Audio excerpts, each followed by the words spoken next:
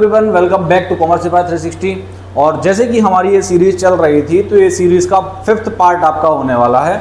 इसके बाद एक लास्ट पार्ट हमारा बचेगा जिसमें हम पढ़ेंगे क्रेडिट क्रिएशन, और उसके बाद जो मनी एंड बैंकिंग जो कंप्लीट टॉपिक है आपका, अब आपकी बुक में वो 2 चैप्टर भी हो सकते हैं और 1 चैप्टर भी हो सकता है, वो हमारा कंप्लीट हो जाएगा।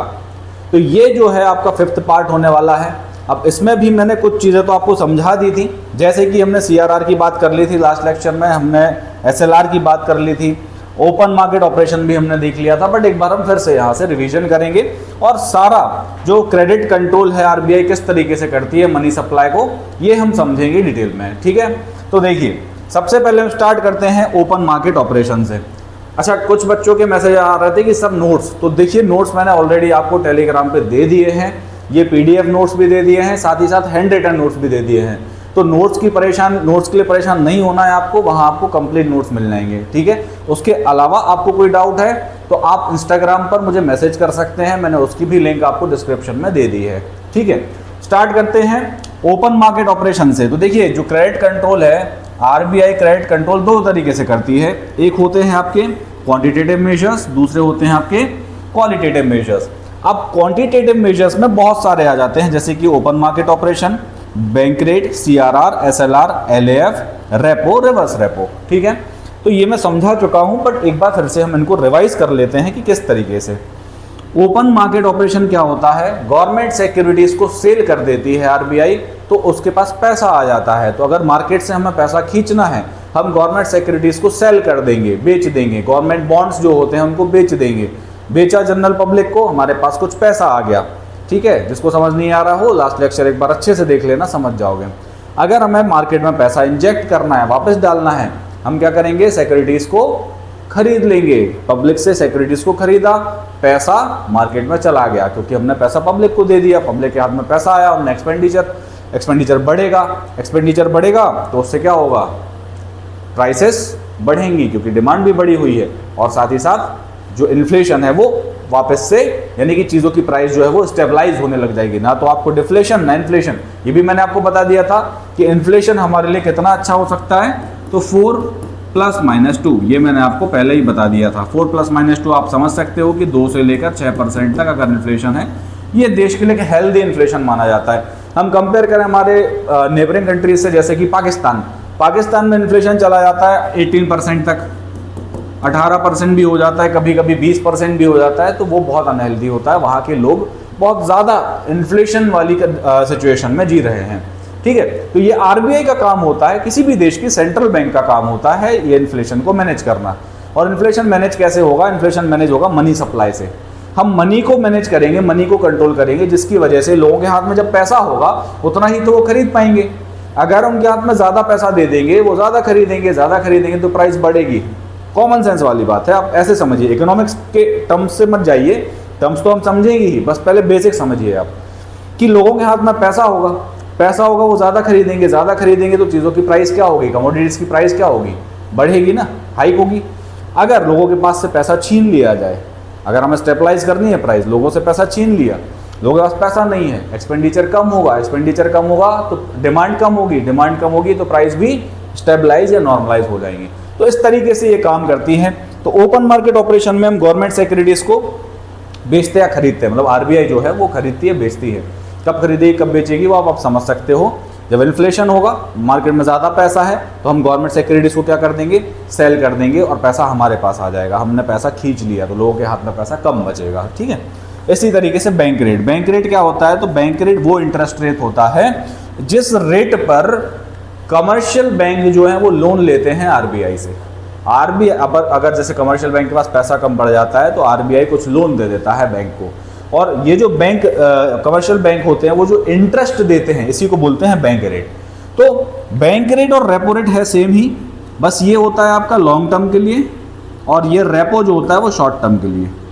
ठीक है, अब रिवर्स रेपो क्या होता है सर, तो रिवर्स रेपो में ऐसा होता है कि जब एक्स्ट्रा पैसा आ जाता है कमर्शियल बैंक्स के पास में, तो ये डर बना रहता है इकोनॉमी में, कहीं कमर्शियल बैंक बाहर लोन पे ज्यादा पैसा ना दे दे मार्केट में। अगर ये ज्यादा पैसा मार्केट में चला गया तो आप समझ सकते हो कि इन्फ्लेशन की सिचुएशन बनेगी। तो इसी डर से ये जो पैसा एक्स्ट्रा पैसा आ जाता है कमर्शियल बैंक के पास, ये पार्क कर देते हैं किसके पास? आरबीआई के पास में। जब ये आरबीआई के पास वो एक्स्ट्रा पैसा पार्क कर देंगे तो मार्केट में पैसा जाने का डर खत्म, और जब मार्केट में एक्स्ट्रा पैसा नहीं जाएगा तो इन्फ्लेशन भी नहीं बढ़ेगा, स्टेबिलिटी बनी रहेगी। तो ये जो स्टेबलाइज करना काम होता है आरबीआई का, उसी की ये सारे टूल्स हैं। ये सब हम बात कर चुके हैं ऑलरेडी पहले भी, ठीक है।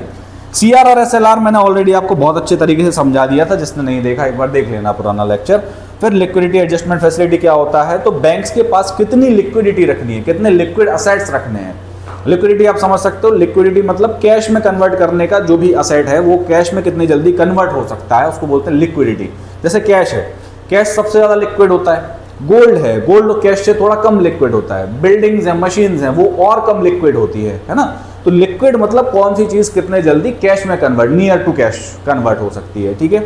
तो एलएएफ में कितनी लिक्विडिटी बैंक्स के पास रखनी है ये डिसाइड करता है आरबीआई, कि कितना उनके पास कैश होना चाहिए, कितना पैसा वो तुरंत मार्केट में देने के लिए अभी रेडी हैं, या फिर कितना पैसा देने में उनको टाइम लगेगा, उसके अकॉर्डिंग एलएएफ को मेंटेन किया जाता है। फिर हमने देखा था क्वालिटेटिव क्रेडिट कंट्रोल। क्वालिटेटिव में एक तो पब्लिसिटी मतलब होता है कि हम जनरल अवेयर करते हैं बैंक्स को और जनरल पब्लिक को कि भाई ज़्यादा लोन मत लो, है ना। अभी चीज़ों का प्राइस जो है वो महंगा चल रहा है। जैसे अभी मोदी जी ने आपको टीवी पर आकर बोला कि गोल्ड मत खरीदो, ये मत करो, इसको पब्लिसिटी कहते हैं कि हम जनरल पब्लिक को ही अवेयर कर दें कि भाई लोन मत लो ना प्लीज़, है ना। इकोनॉमी में क्या हो सकता है, इन्फ्लेशन बढ़ सकता है, आपको ही आगे प्रॉब्लम आएगी, आपको ही प्रॉब्लम फेस करनी पड़ेगी, ऐसा बोल के हम उनको पब्लिसिटी अवेयर कर सकते हैं, ठीक है।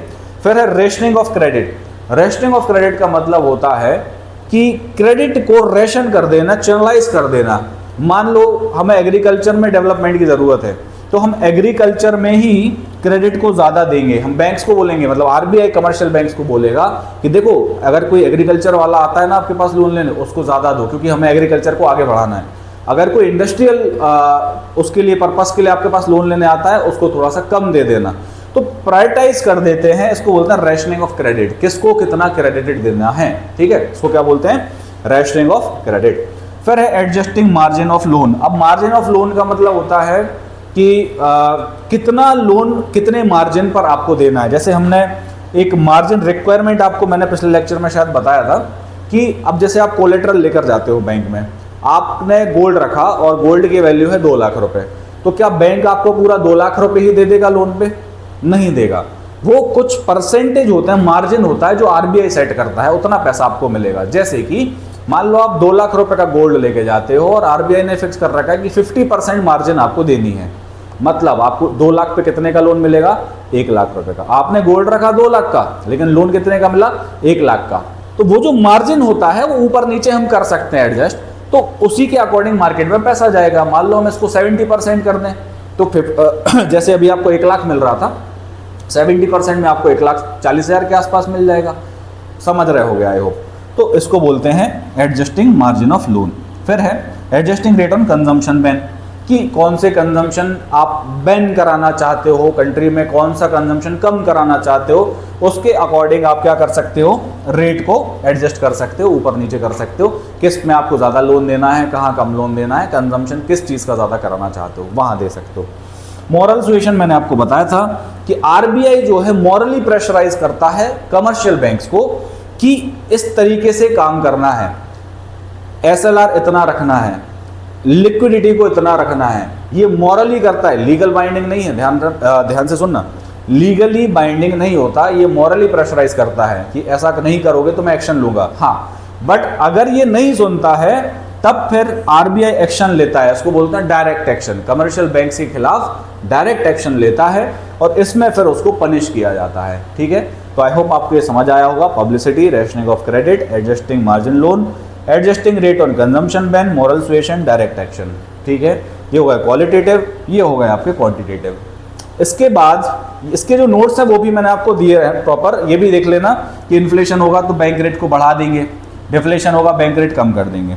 रेपो रेट का क्या होगा, सेम है, इन्फ्लेशन होगा रेपो रेट बढ़ा देंगे, डिफ्लेशन होगा कम कर देंगे। इसका अपना चार्ट भी बनाया है, तो आपको बस इतना ही लिखना है। जब आपसे ये टूल्स पूछे जाए ना, तो ये फ्लो चार्ट बनाना है प्रॉपर और आपको इतना ही डेटा लिखना है। मैंने आपको एग्जैक्ट आंसर के फॉर्म में ही नोट्स दिए हैं, ठीक है। तो ये लिख देना और उसके बाद ये चार्ट दिया है, इसको अच्छे से पढ़ लेना। यहाँ से आपके एमसीक्यू बनते ही हैं, ये पूछा जाता है कि भाई जब इन्फ्लेशन होगा तो बैंक रेट क्या करोगे, तो बैंक रेट को इंक्रीज कर देंगे, ठीक है। डिफ्लेशन होगा तो डिक्रीज कर देंगे, रेपो रेट इंक्रीज कर देंगे, रिवर्स रेपो इन्फ्लेशन में इंक्रीज कर देंगे, कैश रिजर्व रेशियो इंक्रीज करेंगे, ओपन मार्केट ऑपरेशन में क्या करेंगे, ये बहुत इंपॉर्टेंट है, यहाँ कंफ्यूजन होता है।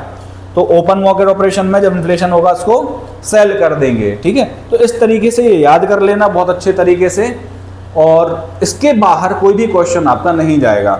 ये हमारा सीरीज का 5th लेक्चर हुआ। एक और लेक्चर रहेगा 6th वाला, जिसमें हम जो क्रेडिट क्रिएशन, क्योंकि वो अलग से एक टॉपिक है, आपको थोड़ा सा इकोनॉमिक टर्म्स में समझाना पड़ेगा, वो डायरेक्ट बेसिक समझ में नहीं आता बच्चों को, तो उसके लिए एक अलग से लेक्चर लेकर आएंगे, उसके लिए नोट्स की पीडीएफ भी अलग से आएगी, ठीक है। तो वेट करना उसका, और टेलीग्राम पर इसके नोट्स आपके पास हैं। इंस्टाग्राम पे आप कुछ भी पूछना हो तो पूछ सकते हो, मैंने पहले ही बताया, ठीक है। तो अब आपके स्कूल भी स्टार्ट होने वाले हैं, यहाँ से आप स्टार्ट कर दीजिए पढ़ाई। जून आपका स्टार्ट हो चुका है, जब मैं ये वीडियो शूट कर रहा हूँ तो आपका जून का मंथ स्टार्ट होने वाला है 1-2 दिन में। तो यहाँ से अब आप थोड़ा सा सीरियस हो, अपनी पढ़ाई को सीरियस लें, और कोई भी डाउट या क्वेरी हो तो आप नो डाउट वहाँ पर पूछ सकते हैं, ठीक है। थैंक यू, जय हिंद।